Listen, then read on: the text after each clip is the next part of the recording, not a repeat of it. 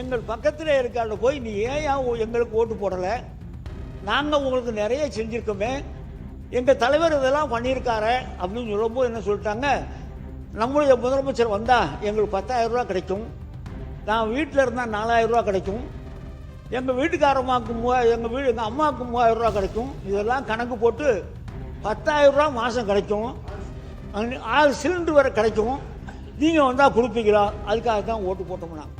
அதாவது ஓட்டுக்கு பணம் கொடுக்கிற அந்த திட்டத்தை அவர் அடுக்கடுக்கா சொல்லிட்டு வந்தாரு.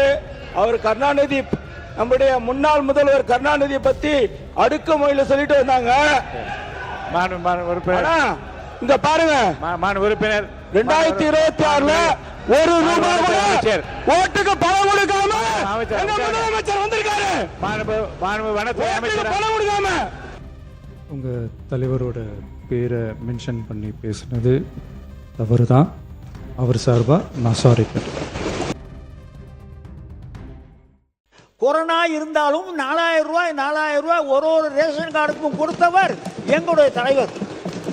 கொரோனா இருக்கு என்று சொல்லி சாக்கு சொல்லி தப்பிக்கவில்லை, அதையும் கொடுத்தார், இன்னும் கொடுத்திருப்பார். மக்களுக்கு செய்வதில் தான் எங்களுக்கு ஒரு சந்தோஷம்.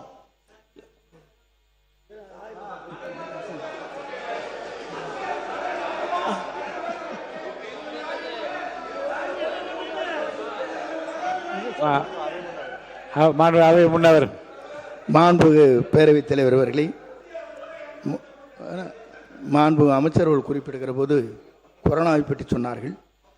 கொரோனா தொற்று நோய் என்பது கோவிட்-19 என்பது 20, 21, 21, 22 ஆண்டு காலத்தில் இருந்திருக்கிறதே தவிர உங்கள் ஆட்சி காலத்திற்கு முன்னாலே இருந்திருக்கிறது என்பதை நீங்கள் மறந்துவிடக்கூடாது.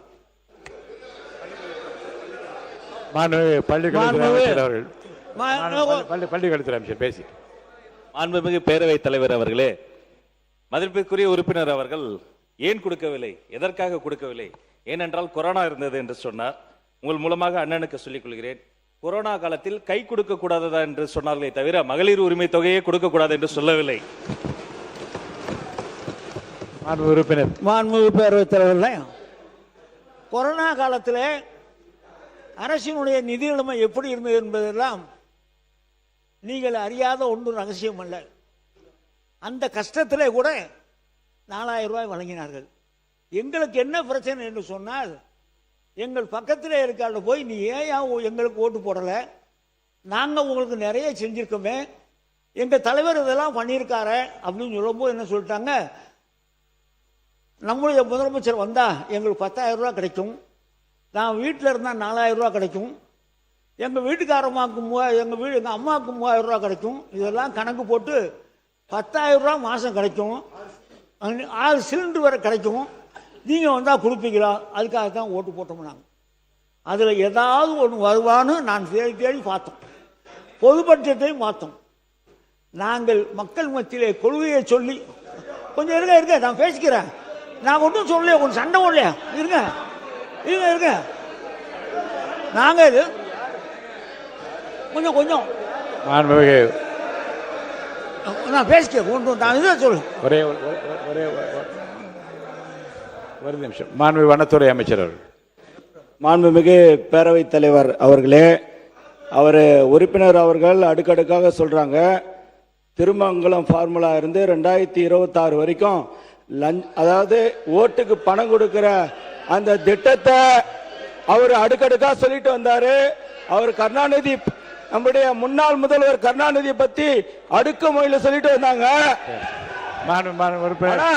இங்க பாருங்க, உறுப்பினர் 2026ல ஒரு ரூபாய் கூட ஓட்டுக்கு பணம் கொடுக்காம முதலமைச்சர் வந்திருக்காரு. வனத்துறை அமைச்சர் பணம் கொடுக்காம என்னுடைய காஞ்சிபுரம் சட்டமன்ற தொகுதியில 1,500 ரூபாய் ஓட்டுக்கு 10 ரூபாய் கொடுக்கல. வனத்துறை அமைச்சர் உட்காருங்க. மாண்புமிகு முதலமைச்சர் அவர்கள் லஞ்சம் இல்லாமல் நல்லதே செய்து கொண்டிருக்கிறார். வனத்துறை அமைச்சர் உட்காருங்க. அவர் பேசிய அவர் குற்றச்சாட்டு சொல்லி அவைக்குள் நீக்கப்படுகிறது. உட்காருங்க, சொல்லியாச்சு. உட்காருங்க.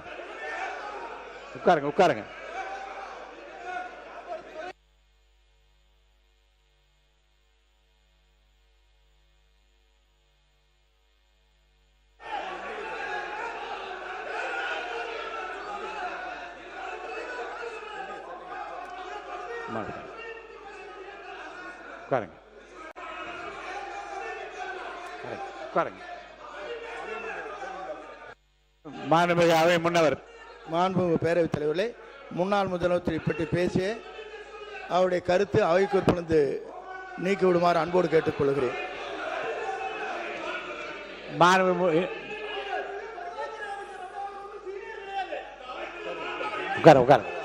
உட்காருங்க. மாண்புமிகு உட்காருங்க. நீக்கிட்டேன். அவை குறிப்பு நீக்கி இருக்கேன். உட்காருங்க. மாண்புமிகு உறுப்பினர் பேசுங்க. இனிமேல் குறுக்கீடுகளுக்கு சம்பந்தப்பட்ட உட்காருங்க சொல்லிடுறேன். உட்காருங்க. எதிர்கட்சி கொறடா ஒன்று உட்காருங்க. நீங்க சொல்லிடுங்க. உட்கார சொல்லுங்க.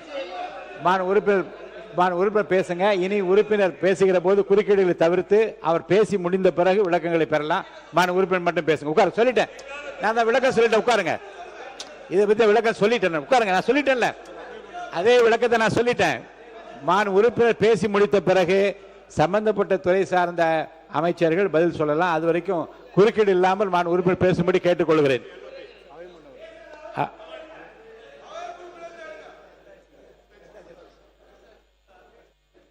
உறுப்பினர் நேரு அவர்கள். மாண்புமிகு பேரவைத் தலைவர் அவர்களே,